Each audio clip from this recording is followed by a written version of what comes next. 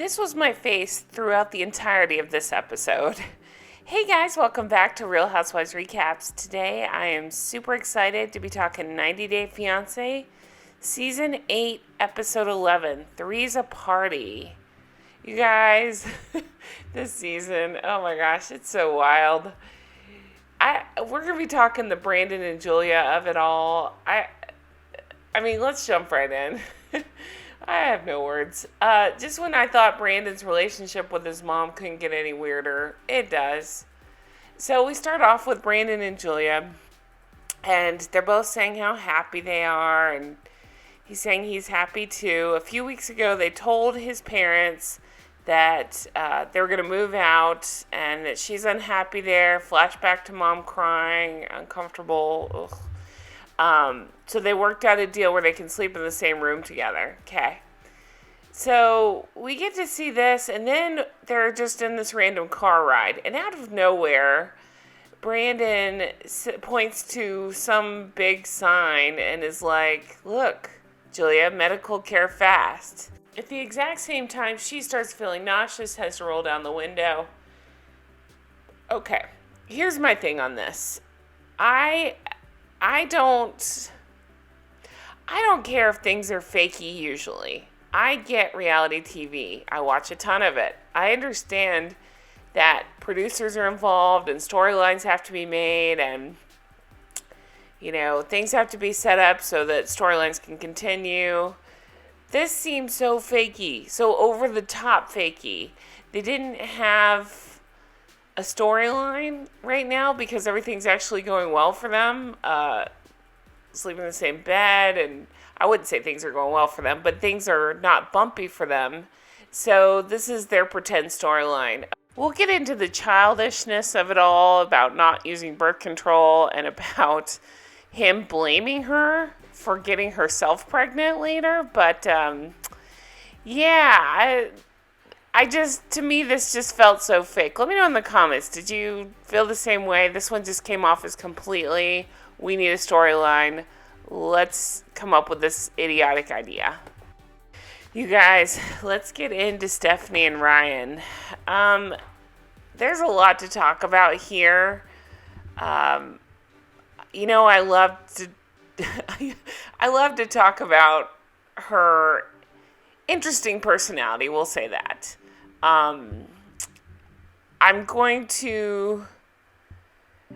It's a very dark subject. I don't know how else to say it. There's alleged assault involved, so I'm not obviously going to be joking about that. I will be joking just about the weirdness and Stephanie of it all. I'll leave it at this in case you didn't see the episode. There is confusion over a condom. There's a dispute over whether or not they agreed to wear one. And she's claiming that he tricked her, and he's claiming that that's not what happened. So I'll just leave it at that. Okay. Let me talk about the crazy Stephanie of it all. So her solution to this problem, there's just so much. Let's just cut to the chase here. Oh my God. It's going to involve the cousin Harris. Harris? I think it's Harris. But before we get there, let me just tell you. So she realizes, oh my gosh, my mom's ring. Oh, Stephanie, such an idiot. So she's looking around all over, freaking out, thinking that he's taken this ring that she gave him that was her mother's. I understand why that would be sentimental. That's not what I mean when I call her an idiot. It's just the idea that she's not sure that she can trust this guy, and yet she still gives him something that was precious to her, and then she makes a big deal out of being shocked that he didn't steal it from her. So, maybe know your fiance. Maybe know the guy that you're talking about spending the rest of your life with a little better. Just an idea. So then we go over to Natalie and Mike. They have 30 days to wed, and her visa's going to expire in a month. She says they're having issues. I'd say that's the understatement of the century. So I gotta be honest with you. I am kind of thrown by this storyline because clearly they hate each other. Neither one wants to marry the other one. She does this thing where she does counseling online, and she's talking to the counselor, and she tells this whole story, and I'd heard it earlier in the season, but I didn't watch the season that they're on before the 90 days or whatever it is, where I guess they showed them before. Apparently there's a big argument over a betrayal, possibly. She's explaining that he slept on a friend's couch. He's like, no, this is just my friend. Her fiance, I guess it was for her wedding, her fiance was supposed to sleep over. He didn't at the last minute. He slept on the couch. Mike slept on the couch. No big deal. Well, Natalie's like, he lied to me about it. I heard the girl's voice saying, I'm going to take a shower. And anyway, I'm just wondering, why is this coming up now? The therapist asks if Natalie believed that nothing happened. Had they ever dated? Natalie didn't know the answer to that. Sounds like that they used to be roommates. So, yeah, again, why is this coming up now? I don't understand. To me, I mean, all I can think is she knows it's over, so she's trying to vilify him and bring up this alleged betrayal. And I'm not saying, believe me, I'm not a fan of his. I'm not saying that he's great. I mean, he may have banged the other girl, who knows, but weird that it's coming up now when this apparently happened a very long time ago. Then we go to Yara and Jovi. Now, this episode was full of conflict. These two are not getting along at all. He's an ass. I do not understand why she stays with him. He's drunk all the time. He's awful. He says terrible things to her. And it just doesn't make any sense to me. But they're fighting. Shocker. She's pissed. She's pregnant. He's drunk. He left her all day long to go drink with his friends. And she keeps saying, son of a bitch. And I just love that. So they go into this family party. She was just kind of, not into, because, again, her family can't be there. She was kind of bummed about it. But his mom did a nice thing. She threw this big party for them. And Yara's kind of taken back. She said that the decorations look like a wedding party.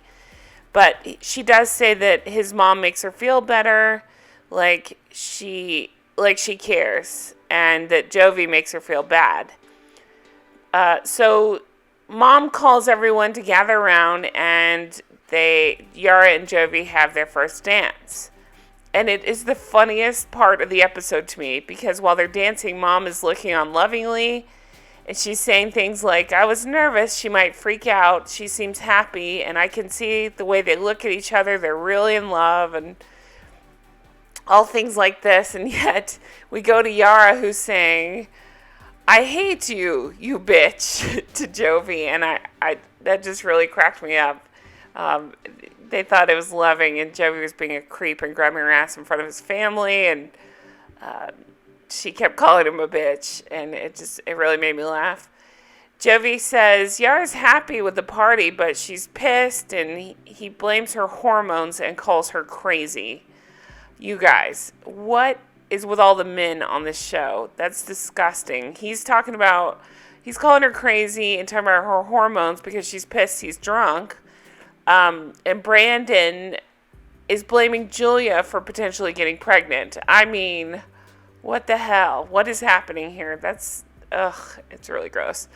So they sit down to eat. She is pissed. She tells him, that she's pissed. And he's like, you want to just tell my parents? I'll go tell my parents. So he does these weird things where he realizes she's pissed. He just does these things. So he just decides, okay, let's go tell my parents. He says to try to make her happy. I don't know what he's doing. I think it's to get the attention off his drinking, truthfully. So he finds the parents. They come sit down with them. And Jovi says, you ready for some news? And then he smiles his Joker smile, and he says, she's pregnant. And the parents are like, what? And that's how that part of the scene ends. Then we go over to Rebecca and Zied. So I'm going to be honest with you. You guys know I have been at my wit's end with Rebecca, especially for the last couple episodes, for the whole season. Zied, I like. He's never bothered me. He seems like a nice guy. Rebecca is awful. We see this whole thing that's 83 days to wed. They're going to meet her son.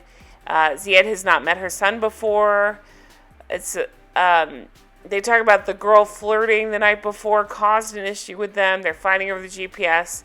And this is where I quit watching them. I just can't. I cannot take her.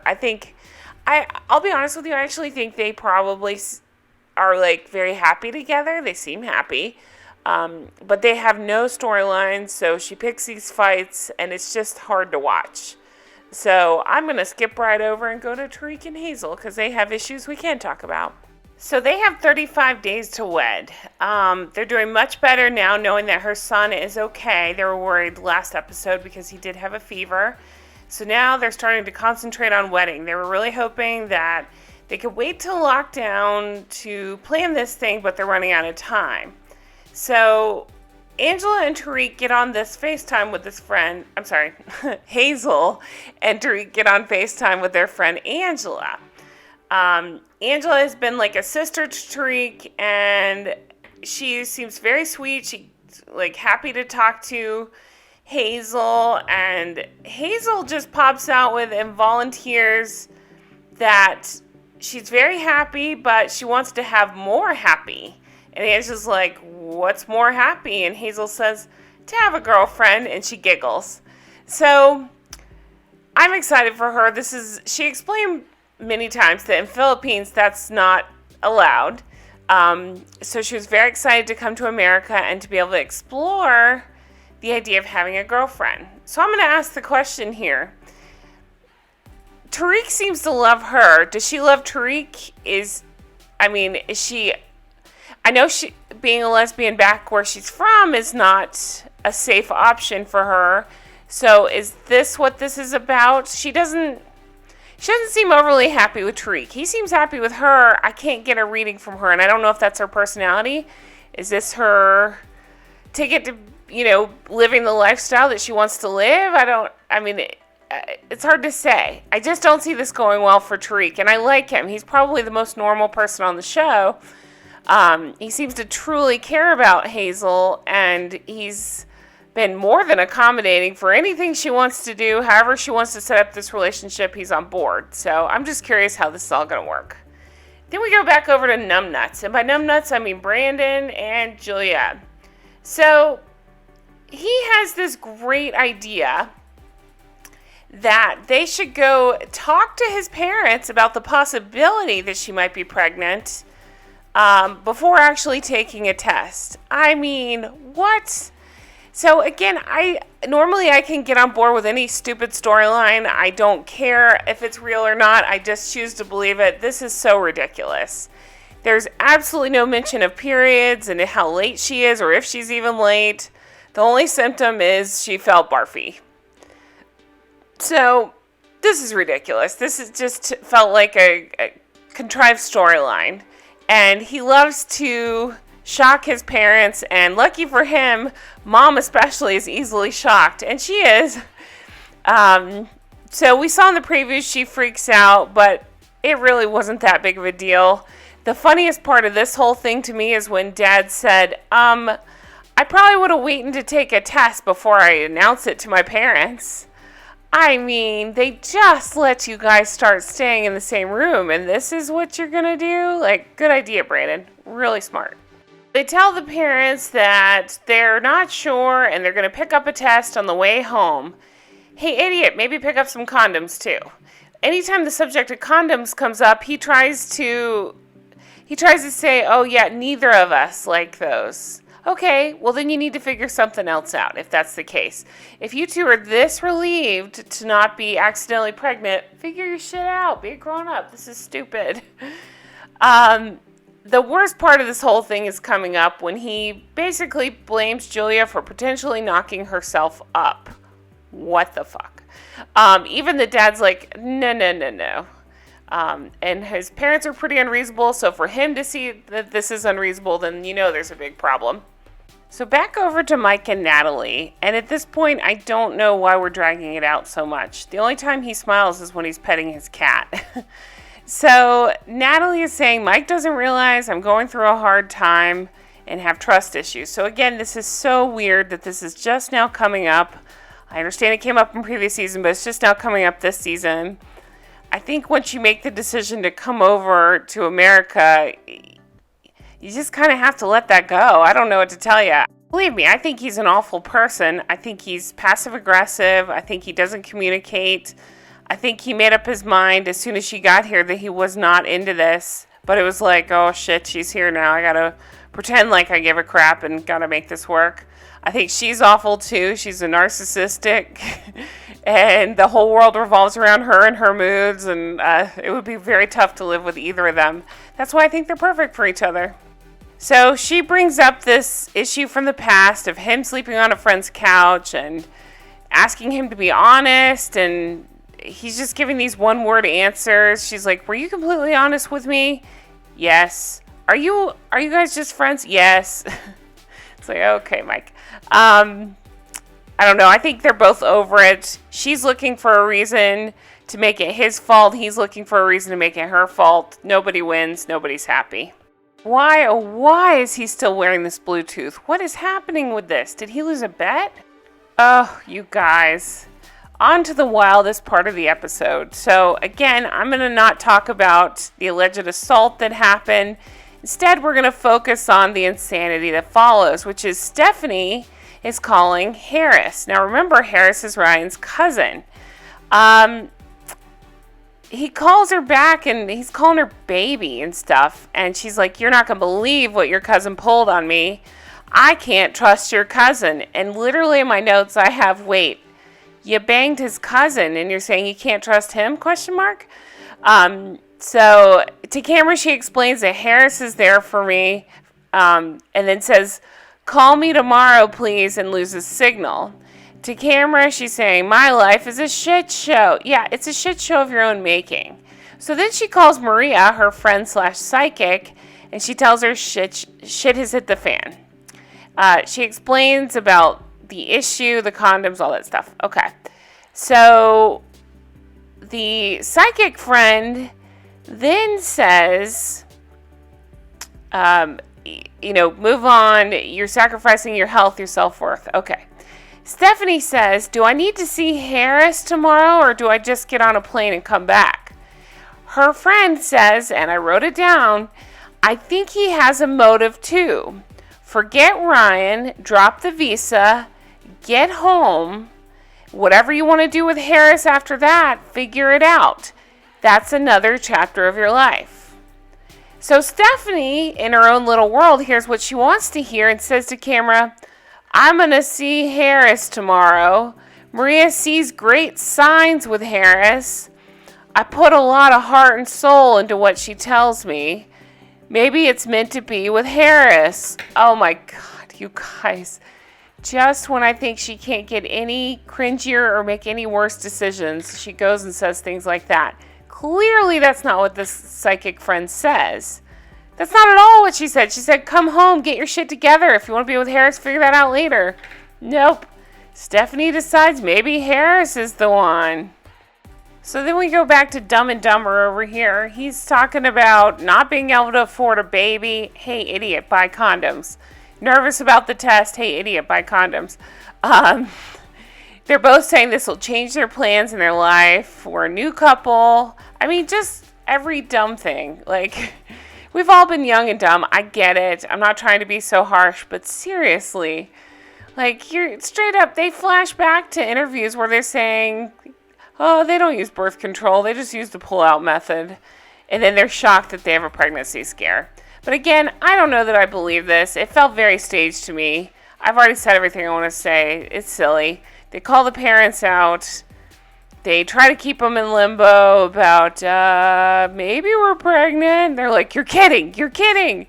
I literally put in my notes, are they trying to kill the parents? Dad said, "This is a major lesson. Remember, you can keep this way where you don't have a kid yet." And Mom says, "That's enough for one day." And Mom even calls out that he likes to torture them. So back to Mike and Natalie. Honestly, at this point, I don't know why they're dragging this story out. I guess there's not much else going on. So it's the next day. They go for a walk. Last night, they say they got into an argument about trust. Things are rocky. And Natalie thought getting some air would help. And then Mike's doing this thing he does where he shuts down completely and he's not willing to talk or anything. He's saying, "What do you want to talk about?" And she asks him, "Well, do you want to talk?" And he's just kind of giving these one-word half answers. He's so far checked out. He's just doing this for the paycheck at this point, I think. So, I don't know. They're pretending like there's something to talk about. There's not. It's over. He walks off at one point. She's standing by the water crying. Producer's asking about the next few weeks, and she says, "Maybe I'll just go home." I think that'd be the smartest thing to do, but I don't think she likes to feel like she failed. So I don't know that she will voluntarily go home. And spoiler alert, we do see the previews that looks like she's being driven away. So we'll see what happens there. So then we go back over to Yara and Jovi. They told the parents about pregnancy. The parents are shocked and laughing and asking, "Is this something y'all wanted?" And he says they weren't planning for this so soon. Mom to camera said, "This is the best news of the night. She's bursting." I gotta say, Mom has bugged me before, and I didn't like how they were being shitty to Yara when they were all in the car teasing about her stealing stuff. But that's pretty shitty. It really is. But all that aside, I actually liked Mom a little better this episode before she came off as pushy and a little obnoxious. But I don't know. I liked her better. She was genuinely excited about the baby. She's excited. You know, she kept saying, "Oh, they're so in love." Like, she tried to do these nice things for them, and I appreciated her for that. And I actually liked Yara better this episode, too, because she kept making a point to tell the mom she appreciated it. Even though we know it wasn't something she was super into, she did tell her that this meant a lot to her and that it made her happy. And she thanked them. And I thought that was a really nice touch. I think she has way more class than Jovi does. I think Jovi's a piece of shit. I think she could do better. I think she should leave his ass and go back to the Ukraine and start again. I don't know. Raise her baby. Do something. It's just, because after this scene, we see just Jovi keeps leaving her. And he's joking with his friends about, "I'm not married yet." And she's pissed because she doesn't know these people. And she's having to, she's pregnant, not feeling good. She's standing by herself.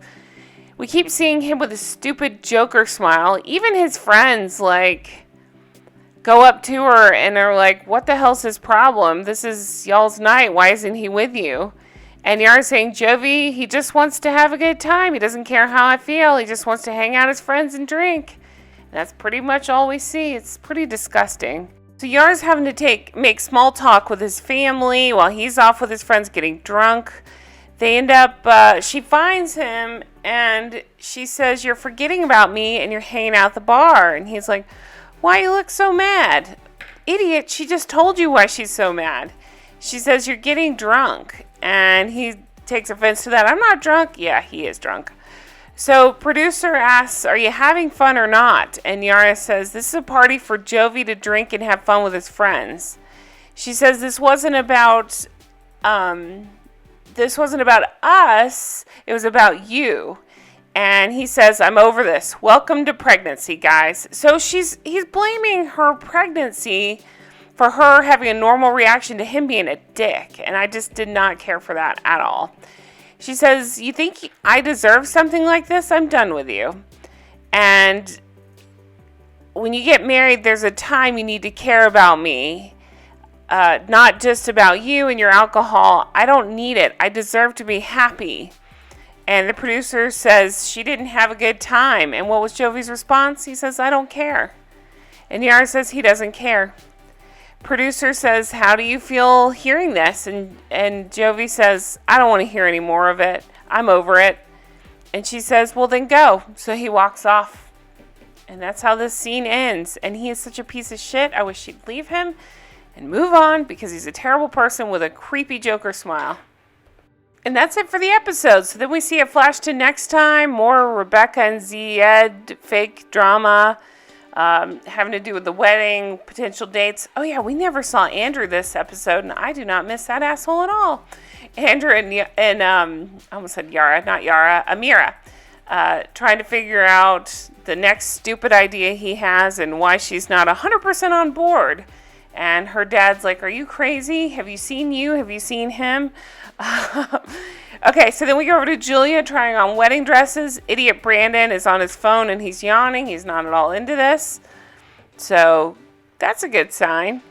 Natalie and Mike, and I mean, even more checked out than before. Just nothing good happening here. Tariq and Hazel they start talking about Minty, their ex, and they get into an argument about it. Hazel's being a B word, and Minty kind of is too, so I'm curious to see what goes down there. Yara's very unhappy. She said everything is bad, and then he treats her bad, and he's still being a dick and not paying attention to her. Stephanie is psychotically stabbing a balloon, as you do. And then, you guys, I cannot wait for this. We see her going to look for Harris, her new true love, the day after her other true love left. And that, my friends, is it for the episode. So much crazy stuff going on. So much to talk about. I mean, these people, they make me feel so much better about my life choices.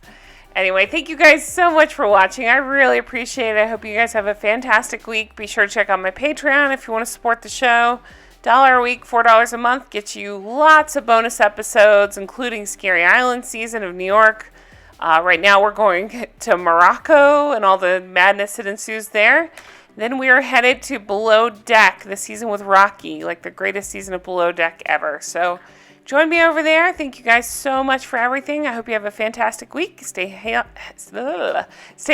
stay safe, and I will talk to you guys soon. Bye-bye.